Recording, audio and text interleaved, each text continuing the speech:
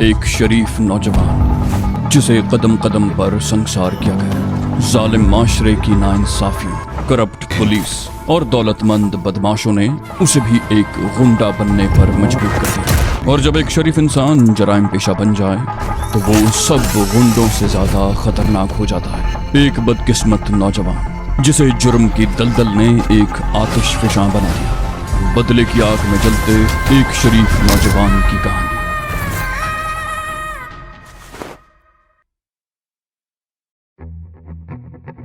शारिक कई दिनों के बाद पहली मर्तबा सुकून से सोया था। हस्ब आदत उसकी आंख सुबह 6-7 बजे खुल गई। वो कुछ देर तक बिस्तर में लेटा छत को घूरता रहा, फिर उठकर बाथरूम में घुस गया। ठंडे पानी के गुस्ल से उसकी सारी सुस्ती दूर हो गई। आवाज सुनकर समीना और नौलखा वगैरह भी उठ गए।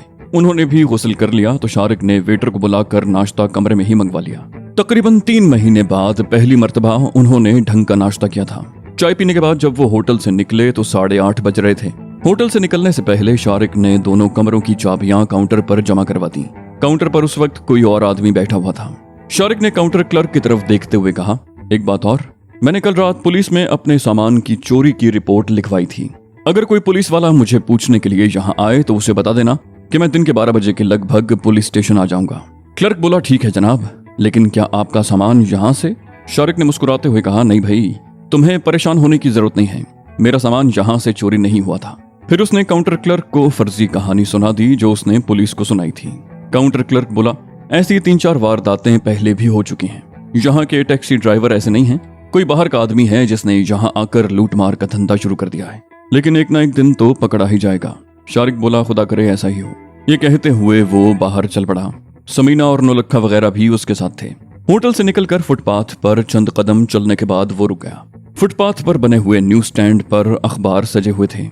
तकरीबन तमाम अखबार की हेडलाइन एक ही थी, वाना में 5 अफराद के कत्ल की हौलनाक वारदात।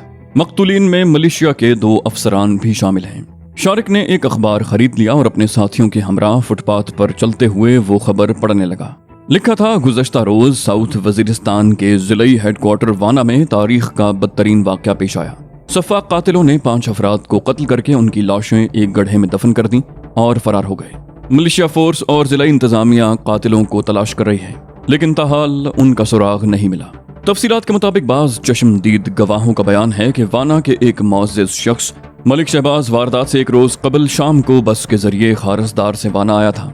उसके साथ 5 मेहमान थे, जिनमें 2 जवान औरतें भी शामिल थीं। मलिक शहबाज उन मेहमानों को लेकर अपनी हवेली में चला गया और उसी रात मलिक शहबाज मलेशिया के 2 अफसरों रहमान खान और हबीबुल्लाह खान को भी खाने की दावत देकर अपनी हवेली में गया। सुबह जब ये दोनों ऑफिसर अपनी ड्यूटी पर नहीं पहुंचे तो इनके बारे में इनके वाकिफकारों से पूछा। एक आदमी को मलिक शहबाज की हवेली भी भेजा गया, लेकिन वहां कोई भी नहीं था। दोपहर के बाद तशवीश बढ़ी तो मलेशिया के अफसरों की बाकायदा तलाश शुरू कर दी गई। उन अफसरों को आखिरी बार मलिक शहबाज के साथ उसकी हवेली की तरफ जाते हुए देखा गया था। ये इंकशाफ भी बड़ा सनसनीखेज साबित हुआ कि मलेशिया के उन दोनों अफसरों के अलावा मलिक शहबाज और उसके मेहमान भी गायब थे। दोपहर के करीब मलिक शहबाज की हवेली की तलाशी ली गई तो एक कमरे की दीवारों पर खून के छींटे नजर आए। उसी कमरे में गोलियों के चंद खाली कारतूस भी मिले। मजीद तफ्तीश पर मकान के पिछली तरफ ताज़ा खुदी हुई जमीन पर शुबा हुआ।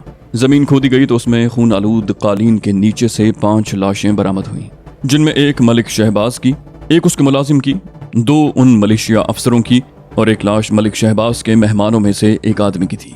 इन सबको गोलियां मारकर हलाक करने के बाद उस गड्ढे में दफन किया गया था। मलिक शहबाज के दूसरे मेहमान, जिनमें 2 मर्द और 2 औरतें शामिल हैं, लापता हैं। वाना की पॉलिटिकल इंतजामिया और मलेशिया हुकाम को शुबा है कि वही चारों इन 5 अफराद के कत्ल के जिम्मेदार हैं। उन्हें बड़ी सरगर्मी से तलाश किया जा रहा है, लेकिन अभी तक उनका कोई सुराग नहीं मिल सका। शुबा है कि वो चारों वाना से फरार होने में कामयाब हो गए। 5 अफराद के कत्ल की इस लर्ज़ाखेज वारदात के अलावा वाना से चंद मील दूर पाड़ाकोट में भी 3 अफराद को बेदर्दी से कत्ल कर दिया गया। इस वारदात के कातिल को गिरफ्तार कर लिया गया है। शारिक ने अखबार तह करके जेब में रख लिया। समीना और नौलखा वगैरह को इशारा करते हुए तेज तेज कदम उठाने लगा। समीना ने उसे चलते हुए पूछा, अखबार की हेडलाइन तो मैंने देख ली है, लेकिन क्या इस खबर में हमारे बारे में भी कुछ लिखा है? शारिक ने कहा, हमारे बारे में सिर्फ इतना लिखा है कि 5 आदमियों की कत्ल की इस वारदात के जिम्मेदार 2 औरतें और 2 मर्द हैं। उन्हें सरगर्मी से तलाश किया जा रहा है। नौलखे ने कहा, तो फिर हमें डरने की क्या जरूरत है शारिक बाबू? अखबार में हमारी तस्वीरें या हमारे नाम तो नहीं छपे जो लोग हमें पहचान लेंगे। जरा आहिस्ता चलो वरना तुम तो खाया पिया अभी हजम करवा दोगे। शारिक ने कहा, हम 2 मर्द हैं और हमारे साथ 2 औरतें भी हैं। हम सबके लिबास भी कबायली हैं। अगर किसी को शुबा हो गया तो पुलिस भी हमें शुबे में हिरासत में ले सकती है। और तुम ये बात भी भूल रहे हो कि वाना में बाज लोगों ने हमें मलिक शहबाज के साथ देखा था। अगर हमें हिरासत में रखकर वाना से उन लोगों को हमारी शनाख्त के लिए बुला लिया गया तो दुनिया की कोई ताकत हमें नहीं बचा सकती। नौलक्खे ने उसकी बात को समझते हुए कहा, तुम ठीक कहते हो, तो फिर जितनी जल्दी मुमकिन हो सके इस शहर से निकल चलो, किसी भी तरफ जाने वाली बस पकड़ लो। शारिक ने कहा, हमारा इकट्ठे रहना अब खतरनाक साबित हो सकता है। ऐसा करो तुम और समीना रक्शे पर बैठकर दरिया पर पहुंच जाओ। नौलक्खे ने उसे टोका, खुदकुशी करने के लिए? शारिक बोला, मेरी बात पूरी सुन लो। दरिया पार करने के लिए स्टीमर चलता है, तुम दोनों स्टीमर पर बैठ जाना। मैं और शाहपरी दूसरे रास्ते से आ रहे हैं। घाट पर या स्टीमर पर हमारे करीब आने की कोशिश मत करना, हम एक दूसरे के लिए बिल्कुल अजनबी रहेंगे। नौलक्खे ने कहा, ठीक है, यही मुनासिब रहेगा। शारिक मजीद कुछ कहे बगैर शाहपरी को इशारा करता हुआ दूसरी तरफ मुड़ गया। उस वक्त 9 बजने वाले थे। ज्यादातर दुकानें खुल चुकी थीं। बाजारों में चहल पहल शुरू हो चुकी थी। शारिक शाहपरी के साथ एक गली में से गुजरता हुआ दूसरी सड़क पर आ गया। इत्तेफाक से उस सड़क पर आते ही एक रक्षा मिल गया। शारिक ने रक्षे में बैठते हुए कहा, स्टीमर घाट पर चलना है। शाहपरी भी उसके साथ बैठ गई। रक्षा फौरन ही हरकत में आ गया। स्टीमर घाट पहुंचने में चंद मिनट से ज्यादा न लगे। शारिक ने रक्षे से उतरकर ड्राइवर को मुंह मांगे पैसे दे दिए और शाहपरी के साथ घाट पर उस जगह आ गया जहां बुकिंग कैबिन बना हुआ था। कैबिन के साथ चंद लोग लाइन में खड़े टिकट ले रहे थे। समीना और नौलक्खा नजर नहीं आए। शारिक ने सोचा कि शायद वो स्टीमर पर सवार हो चुके होंगे।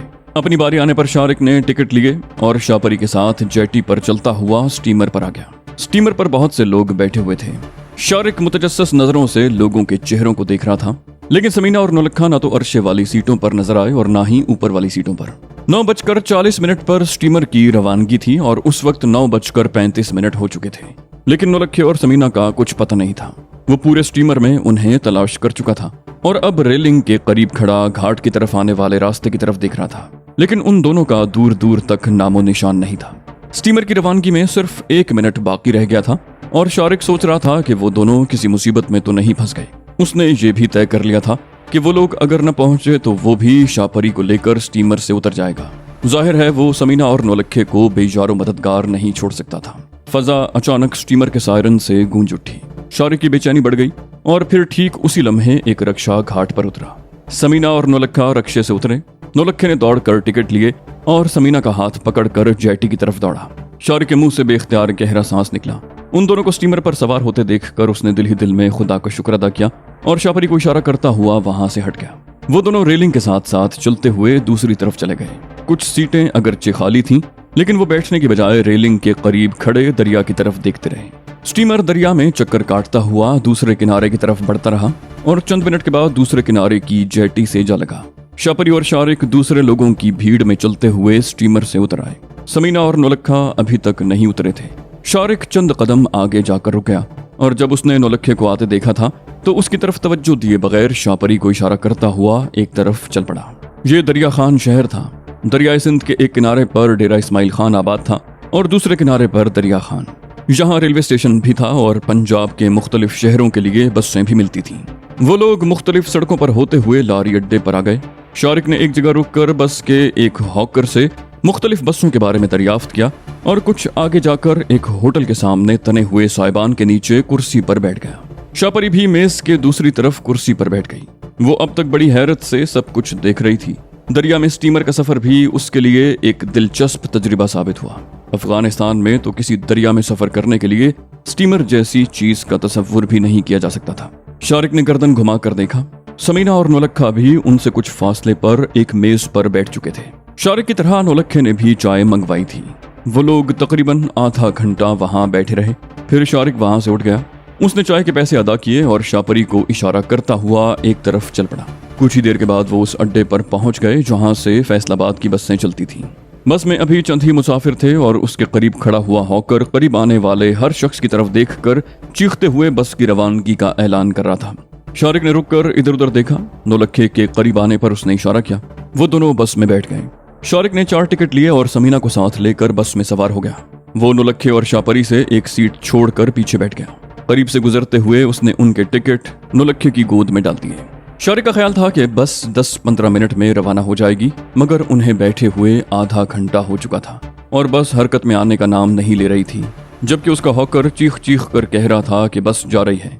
इस दौरान मुख्तलिफ अशिया बेचने वाले कई हॉकर बस में एक दरवाजे से सवार होकर आवाज लगाते दूसरे दरवाजे से निकल जाते। अखबार बेचने वाला एक नौउम्र लड़का भी बस में आया था। उसके पास अगरचे कौमी अखबार भी थे, लेकिन डेरे से शाया होने वाला एक अखबार उसने इस तरह फैला रखा था कि उसकी हेडलाइन पढ़ी जा सकती थी, और हेडलाइन वही थी, वाना में 5 अफराद का कत्ल। वो लड़का कुछ देर शारिक वाली सीट के करीब खड़ा रहा। उस अखबार की सुर्खी को देखकर शारिक के दिल की धड़कन तेज हो गई, और बिलाखिर जब लड़का वहां से चला गया तो उसने इत्मीनान का सांस लिया। जितनी देर वो लड़का अखबार लिए वहां खड़ा रहा, शारिक को यूं महसूस होता रहा था जैसे वो उसकी तस्वीर दिखा रहा हो। बस का ड्राइवर जब अपनी सीट पर बैठा तो उस वक्त 11 बज रहे थे। 2-4 मिनट उसने अपने आप को एडजस्ट करने में लगाए और बिलाखिर बस हरकत में आ गई। शारिक को पूरी तरह एहसास था कि एक तरफ तो वो खतरे से दूर होते जा रहे थे और दूसरी तरफ हर लम्हा वो खतरे के करीब तर हो रहे थे। शारिक फैसलाबाद के वाकयात को भूला नहीं था, भूल भी नहीं सकता था। ये वही शहर था जहां से उसकी जिंदगी ने एक नया मोड़ लिया था। यहीं पर उसकी समीना से पहली मुलाकात हुई थी। इसी शहर में उसने अपने सबसे बड़े दुश्मन वकील को मौत के घाट उतारा था। इसी शहर में समीना ने उसके बताए हुए रास्ते पर कदम रखा था और उसके साथ जुराइम की दलदल में धंसती चली गई थी। इसी शहर में इनके गिर्द कानून का एक नया जाल बनाया गया था और वो लोग उस जाल को तोड़कर भाग निकलने में कामयाब हो गए थे। इसी शहर में नौलखे ने भी उसके साथ जीने और मरने की कसम खाई थी और अब तक निभा रहा था। शारिक को यकीन था कि यहाँ की पुलिस भी उन्हें नहीं भूली होगी। पुलिस के तो भूलने का सवाल ही पैदा नहीं होता था। पुलिस किसी मुल्जिम को भी नहीं भूलती। शारिक को पूरी तरह एहसास था कि वो मौत के मुंह में जा रहे हैं। फैसलाबाद में उन तीनों में से किसी एक को भी पहचान लिया गया तो फिर एक नया खेल शुरू हो जाएगा, और वो कोई नया खेल शुरू नहीं करना चाहता था। उसने अपनी जिंदगी को एक नए रास्ते पर डाल दिया था। अब उसके पेश नजर 2 ही मकासद थे, हाजी से इंतकाम और मौत के इन सौदागरों की तबाही।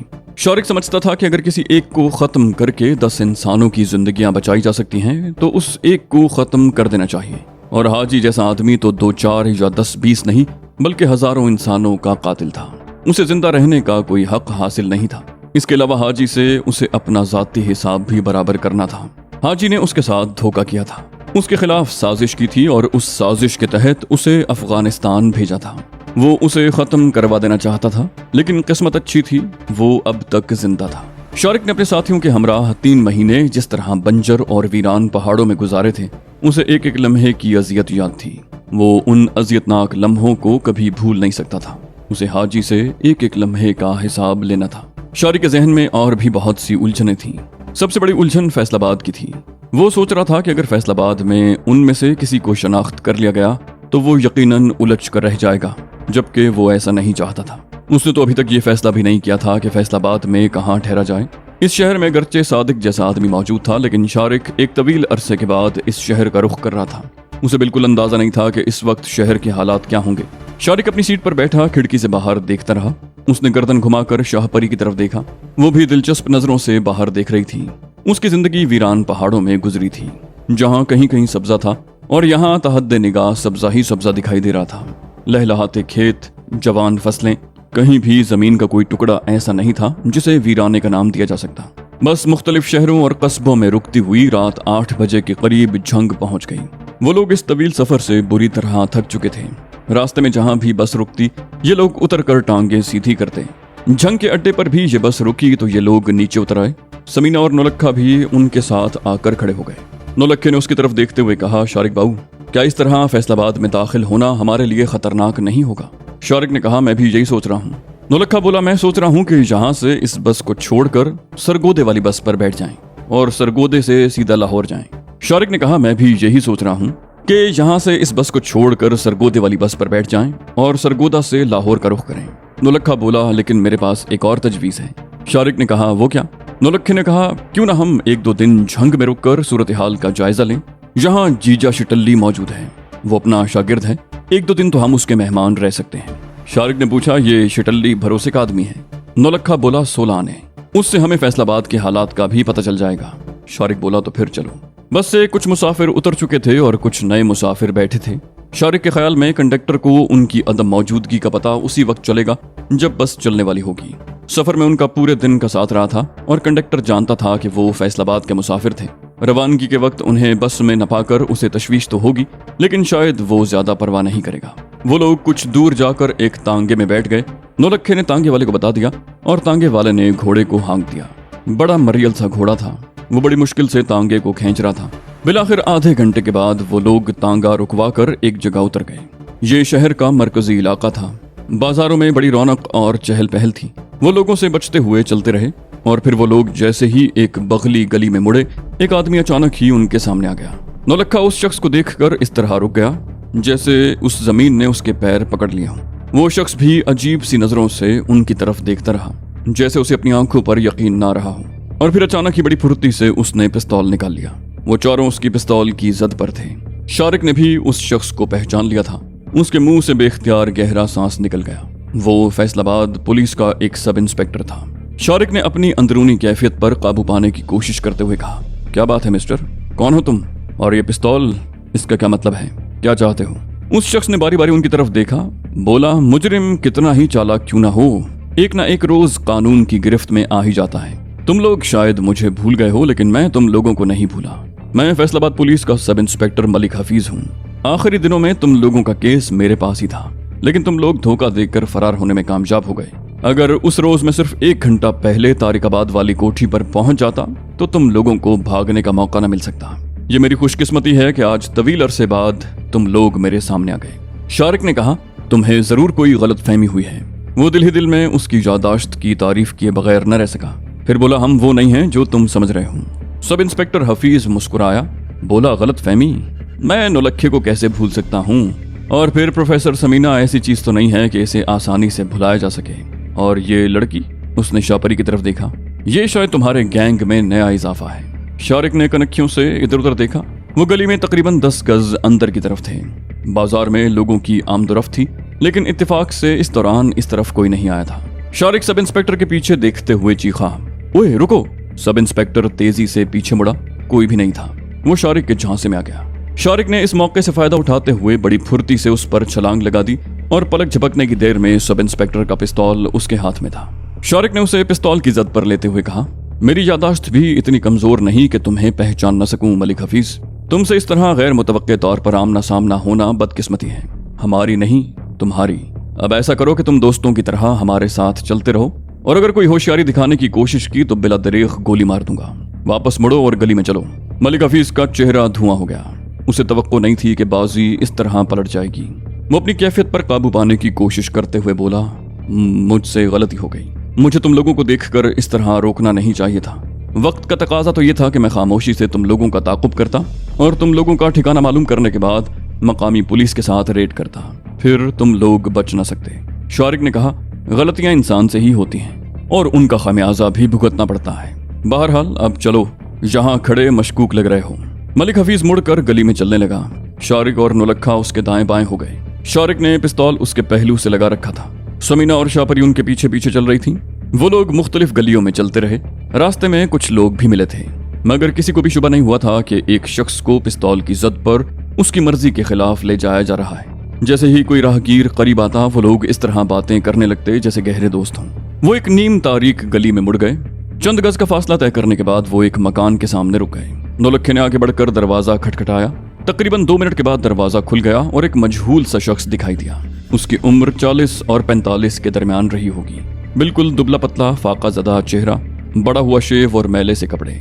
वो जीजा शटल्ली था। उसने बारी बारी उनकी तरफ देखते हुए पूछा, कौन हो भाई तुम लोग, किससे मिलना है, कोई काम? बाहर गली में अंधेरा होने की वजह से वो नौलक्खे को पहचान न सका। नौलक्खे ने आगे बढ़ते हुए कहा, ओए मैं हूँ जीजे नौलक्खा, रास्ते से हटो, हमें अंदर आने दो। जीजा हैरत से बोला, उस्ताद नौलक्खा? बिस्मिल्लाह सत बिस्मिल्लाह, आओ आओ अंदर आओ उस्ताद। पर मैंने तो सुना था कि। नौलक्खे ने उसकी बात काटी, बोला, कहानी अंदर आकर सुनाऊंगा, गली में खड़े खड़े नहीं बता सकता। जीजा शटल्ली दरवाजे से एक तरफ हट गया और वो लोग अंदर आ गए। शारिक ने पिस्तौल अब भी मलिक हफीज के पहलू से लगा रखा था। उनके अंदर आने के बाद जीजा शटल्ली ने दरवाजा बंद कर दिया।